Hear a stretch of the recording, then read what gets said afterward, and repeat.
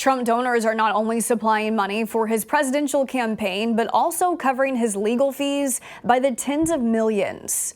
And a major recall involving America's top-selling vehicle. The rundown starts now.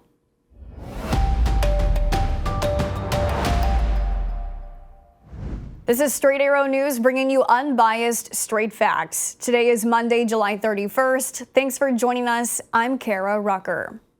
With former President Donald Trump facing charges in 2 different criminal cases and potentially more indictments coming out in Georgia this week, the bills to pay for legal costs have stacked up, and donors to the former president have already spent $40 million on legal fees since the start of this year. The Washington Post was first to report that Trump's Political Action Committee, Save America, has fronted such a large portion of the former president's legal defense. Because the legal costs are so hefty, Trump's team reportedly is now creating a separate legal defense fund to offset expenses expected to keep coming. The $40 million has gone toward defending not just Trump, but members of his inner circle who are also tied up in various investigations related to the former president. Today, a Mar-a-Lago worker, named last week in the classified documents case, is due for his first court appearance. Despite the legal battles, Trump still maintains a dominant lead over his GOP rivals in the race for the Republican presidential nomination. That's according to the first New York Times poll of the 2024 campaign released just this morning.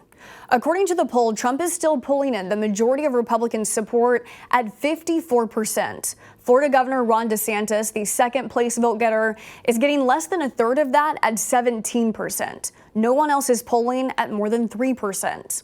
We are now just over 3 weeks out from the first Republican presidential debate. As of this weekend, 6 of the 7 candidates you just saw on your screen, as well as North Dakota Governor Doug Burgum, have qualified. Former Vice President Mike Pence has not. Over the weekend, 44 people died and nearly 200 others were injured after a suicide bomber targeted a political event in Pakistan.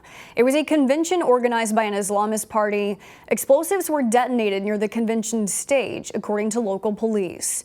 There have been no groups claiming responsibility for the attack, but a local branch of ISIS operating just across the border in Afghanistan has a history of similar attacks in the region. Ford has announced a major recall of its top-selling F-150. The recall is for more than 870,000 pickup trucks from model years 2021 through 2023. Ford says there is an issue with the electronic parking brake that can activate while driving. There have been no reports of accidents or injuries related to the issue. Ford's F-Series trucks have been the top-selling vehicles in the U.S. for decades. X marks the spot. It's just where that spot is might be in violation of permitting rules.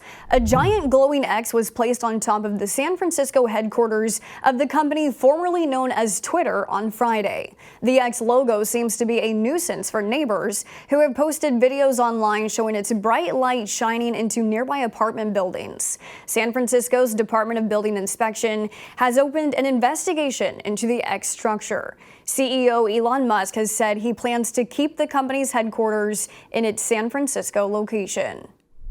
It may be the final day of July, but astronomy fans are looking forward to something that will be shining bright in August. Tuesday night will see the first of 2 supermoons of the month. A supermoon occurs when the moon's orbit is closest to Earth at the same time the moon is full. Supermoons are roughly 16% brighter than your average moon. August 30th will see the second supermoon. This one will be even closer and is known as a blue moon. The name has nothing to do with color. It refers to the second full moon in any month. It's a rare occurrence, happening once every 3 years, hence the phrase, once in a blue moon.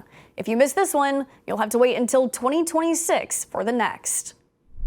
Thanks for watching Straight Arrow News, where our mission is to bring you unbiased, fact-based reporting. And we're doing just that. 2 separate industry watchdogs confirm Straight Arrow News is reporting right down the middle. So if you prefer the source that gives it to you straight, stay with us at SAN.com and follow us on social media.